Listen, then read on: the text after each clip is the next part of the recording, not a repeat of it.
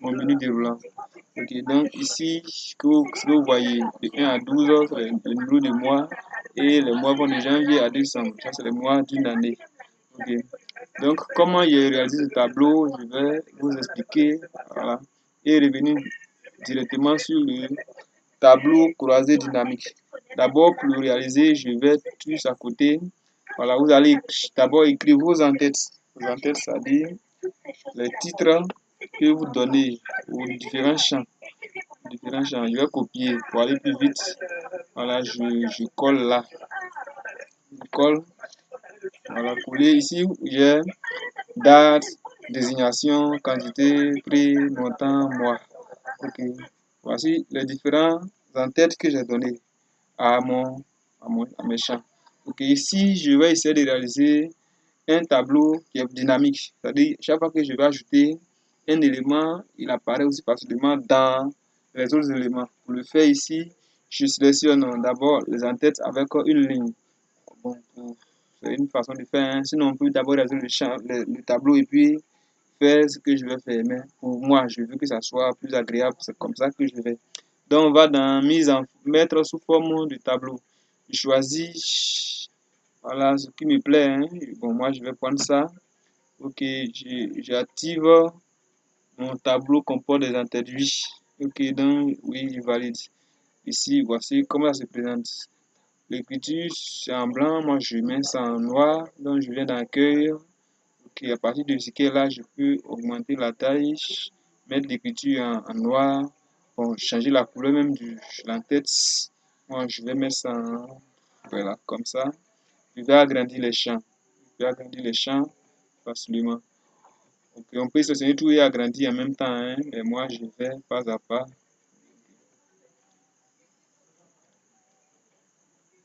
Bon, je vais centrer l'écriture, augmenter la taille, mettre en gras. Voilà, ça, ce n'est que des mises en forme. Donc, je sais que vous pouvez facilement les réaliser sans difficulté. Ok.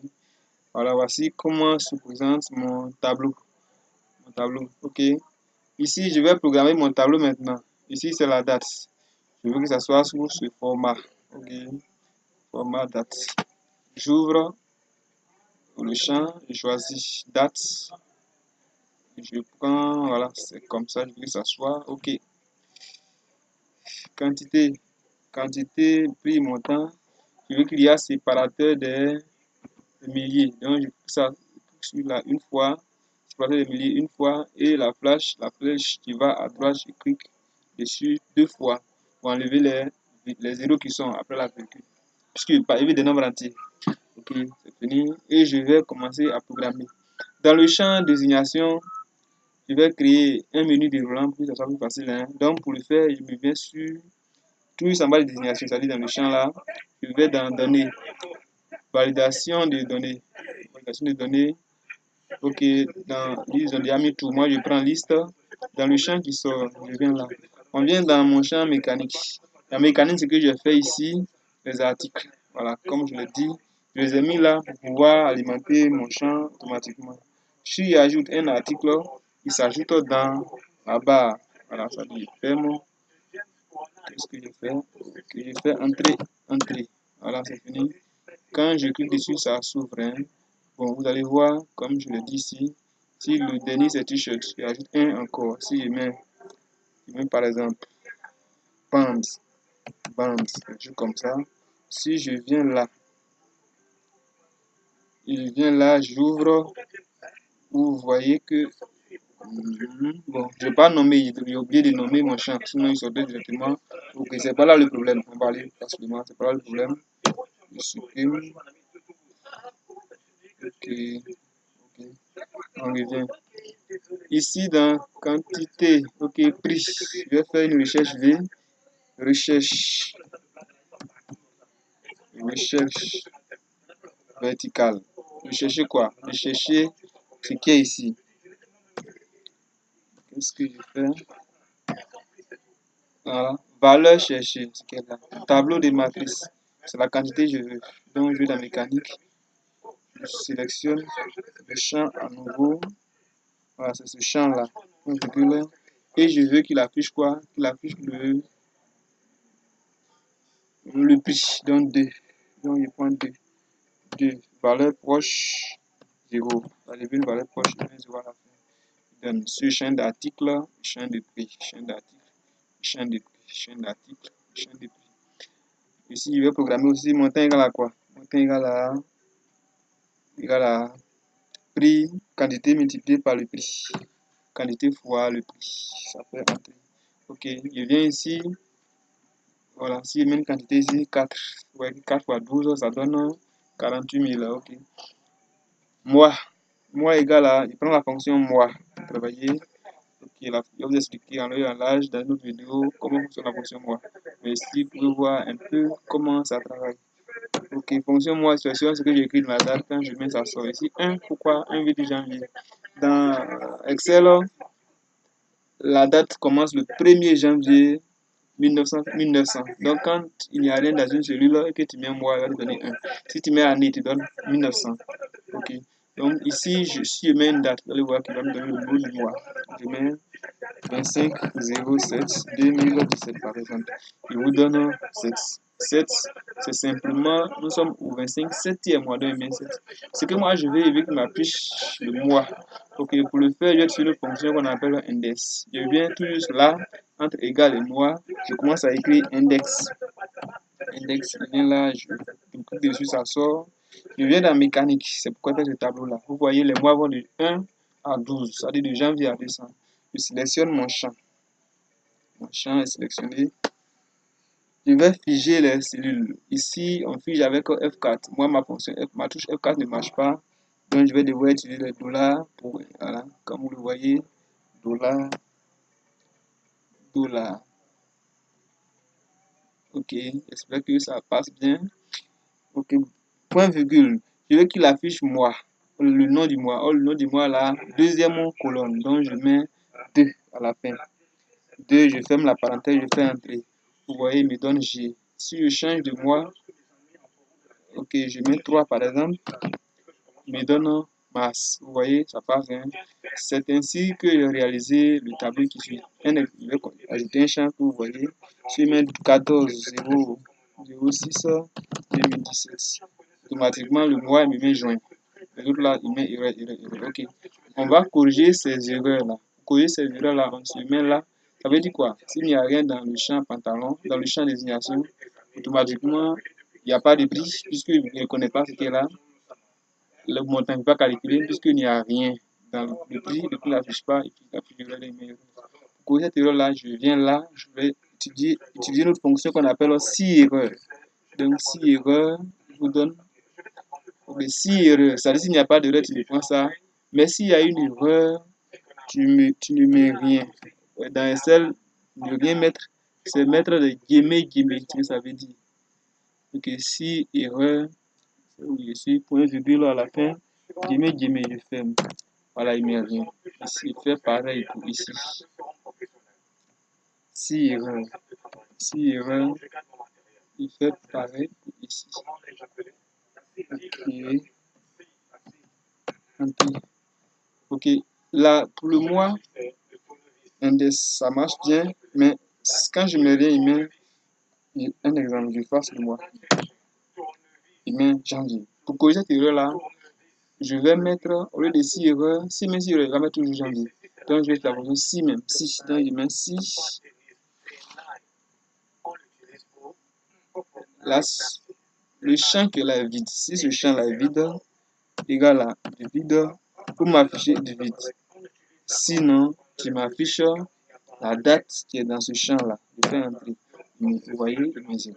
Donc, quand je mets une date maintenant, il va mettre. Donc, je mets par exemple 21/06/2017.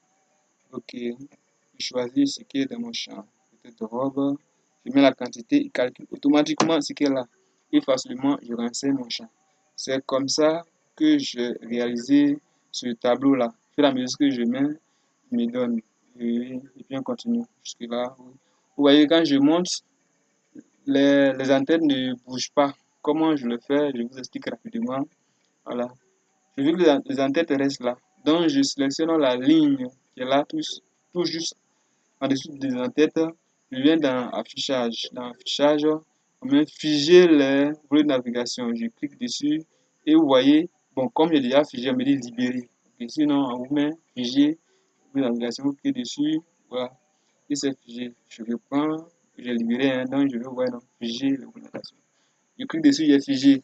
Donc, quand vous allez descendre, cette ligne-là, ce qui est en haut reste là. C'est le reste là qui montre, les entêtes restent là. C'est une manière très jolie pour montrer son tableau. Ok, maintenant on est arrivé maintenant à la phase la plus intéressante, le tableau croisé dynamique. Comment on le réalise? Pour le faire, je me mets dans mon champ, c'est-à-dire dans la base de données, je ne clique pas ailleurs, je reste dans le champ, clique sur une valeur quelconque, et je viens dans insertion. Insertion, on voit ici tableau croisé dynamique. Ici, c'est des formes préétablies. Moi, je ne vais pas, je vais moi ma forme particulière. Donc, je choisis tableau croisé dynamique qui est à l'extrême gauche de l'écran. Je clique dessus. Voilà. Et voici ce qu'on me présente. On dit c'est le tableau qui est là. Vous voyez que c'est déjà sélectionné. Vous voyez le tableau sélectionné. C'est ce que je veux. Donc, je laisse cocher. Ici, on dit nouvelle, c'est coché ici, nouvelle feuille de calcul. Non, moi j'ai déjà créé un tableau nommé TCD. Donc je veux que ça soit là-bas. Donc je vais cocher la ligne qui suit, feuille de calcul existant. Oui. Ici dans ce champ, j'ouvre le champ et j'ouvre mon tableau TCD, mon champ, mon table TCD, je veux la mettre pour choisir emplacement. Ok, et je valide. Voici comment on commence. Ici, tableau, croisé dynamique. Je vais organiser mon tableau. Qu'est-ce que je vais afficher?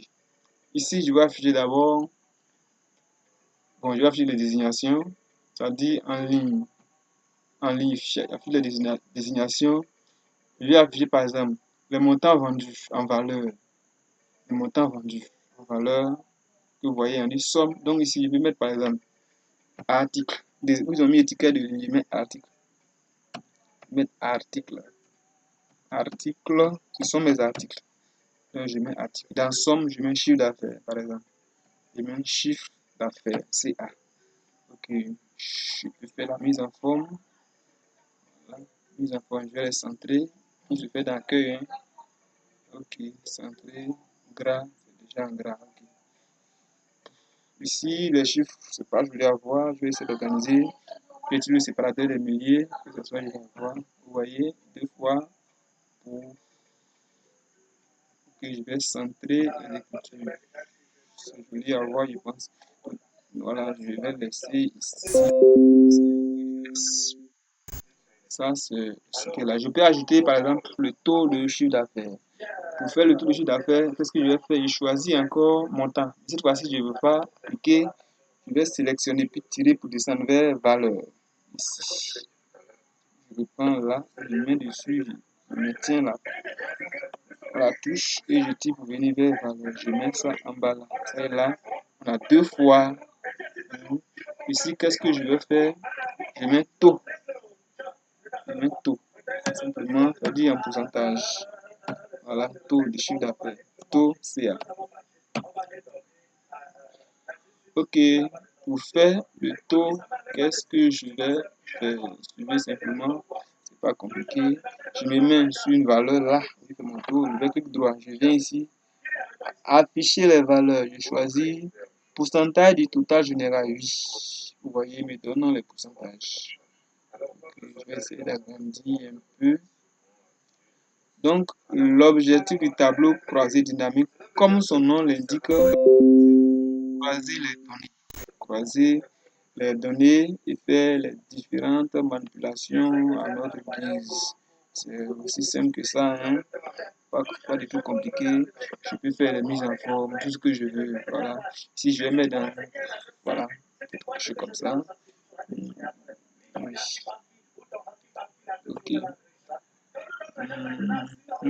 Voilà, essayer d'embellir un peu, hein, comme vous voyez. Voilà. Sur un tableau là. Je peux trier les choses par article. Je peux trier. Et puis, tu veux voir chaussures et puis chemise, je coche les deux. Je fais OK, mais donne seulement que chaussures et chemise.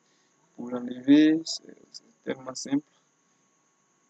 J'ouvre, je libère, celui ça est là. Vous voyez que c'est joli à voir. On peut faire plusieurs TCD pour le faire. Base de données. Voilà, mais quelque part encore, je vais dans l'accueil. Tableau croisé dynamique, oui, existante, oui. Je viens là, TCD, je vais mettre quelque part ici. Là encore. Ok, là. Ok, c'est fini. Cette fois-ci, je vais croiser les, les mois puis les montants. C'est-à-dire le chiffre d'affaires réalisé par mois. Voici les mois que j'ai, le chiffre d'affaires réalisé. Je vais essayer d'embellir un peu. Donc, je mets ici par exemple mois, mois, chiffre d'affaires, chiffre d'affaires.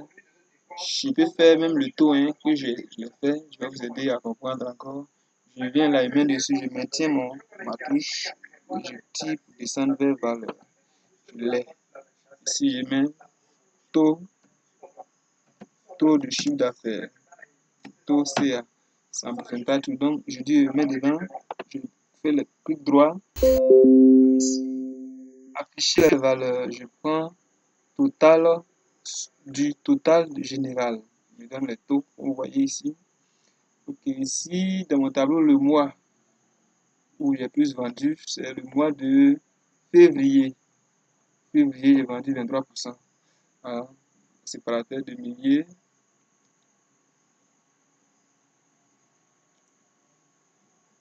Donc, ceux qui veulent comprendre le fonctionnement du tableau croisé dynamique, c'est aussi simple que ça. C'est un peu tout ce que je vous montre là.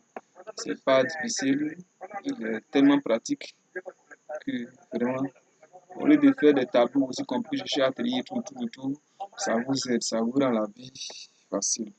Ça vous rend vos tâches aussi faciles, simples, vous pouvez l'utiliser. Voilà, à tout moment, quand vous voulez. Voilà. Ok, j'ai deux tableaux croisés dynamiques. Ok, voilà, ça peut aller. Hein. Bon, je vais essayer de croiser encore les mois avec les articles, puis les sommes. Ok, je vais encore dans la base de données. Je viens dessus toujours. Insertion, tableau croisé dynamique, puis existante. Là, je viens dans TCD. Je vais placer ça où? Ici. Ok, c'est passé là. Hein. Ok, j'ai placé mon. Donc, cette fois-ci, je mets les mots en ligne. Voilà, ça. Cette fois-ci, je ne vais pas vous montrer. Les mots en ligne, les mots en ligne, désignation en colonne. Vous voyez, moi, je ne vais pas. Ici, il a mis les mois et les désignations, et la désignation en ligne. Moi, je ne vais pas. Je vais déclarer des désignations en colonne. Donc, ici, les mois sont en ligne, que vous voyez, puis les désignations en colonne. Je vais maintenant voir le montant vendu. Donc, montant, j'écris de ça bien directement. Voilà, voici comment ça se présente. C'est-à-dire quoi? Ici, je vois chaussures. Voilà. Je sélectionne pour vous montrer un peu plus. Voilà. Chaussures, j'ai vendu chaussures seulement en février et puis en juillet. Et la somme, ça donne ce qui est en bas. Vous voyez, non? Donc, quand je prends chemise, j'ai vendu chemise en mai, chemise en juillet, chemise en septembre. Et ça donne ce qui est en bas. C'est ainsi qu'on calcule tout ce qui suit. Voilà. Je vais essayer d'organiser.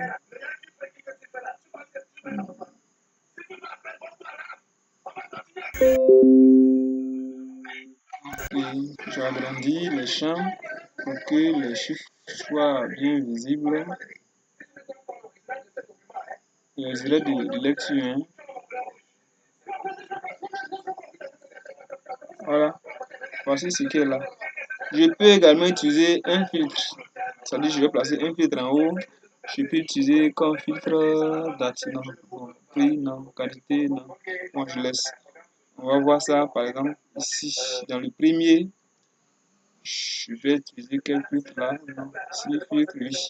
Je peux utiliser comme filtre moi. En haut ici. Donc, je choisis moi. Je mets moi ici. Suivez bien. Moi, je le mets ici. Ça veut dire quoi? Ça veut dire que pour le moment, il a mis tout sur tout le mois. Je peux filtrer par exemple, je vais voir, bon, je coche ça d'abord, ok, ça c'est tous les mois. Je vais voir la vente en avril. Je décoche tout et puis je clique avril. Quand je clique, voici ça, ce que ça me donne. Ça me donne un t-shirt. Donc en avril, on dit seulement que des t-shirts. Vous voyez? Je vois avril et puis septembre. Voilà. Ici, ça permet une analyse rapide même, très rapide. Ok. Voilà. Voici comment fonctionne le tableau. Pour ceux qui veulent approfondir, voilà, vous pouvez me joindre et puis ensemble, on va voir comment réaliser plus facilement un tableau. Il y a beaucoup de choses, hein. Je pourrais ajouter d'autres choses encore pour rendre la chose plus agréable, à savoir les segments. Voilà. Voilà, c'est quoi un segment? Par exemple, ici, comme je le fais là, je peux utiliser un segment, voilà, un segment, des segments, moi, désignation, voilà, pour rendre la chose plus agréable. Je sais pas aussi. Ça veut dire, ça permet de voir aussi, d'analyser encore, de voir plus facilement comment on a réalisé. Un exemple, je prends chaussures, voilà le tableau, me donne chaussures seulement. Si je prends chemise, ça me donne chemise seulement. Si je prends chaussures, chemise, ça me donne les deux. Si je prends comme ça, je vois que je sélectionne, je mets là. Je vais vous réaliser un tableau de bord plus intéressant, joli à voir le, dans la vidéo qui va suivre. Pour ceux qui sont intéressés, vous pouvez me contacter. Je vous demande de vous abonner à ma chaîne. Vous aurez plus de vidéos. Voilà, ma chaîne, je vais vous envoyer le lien à la fin de la vidéo afin que vous puissiez vous abonner à ma chaîne. Merci bien d'avoir suivi cette vidéo. Je pense que je vous ai été très utile.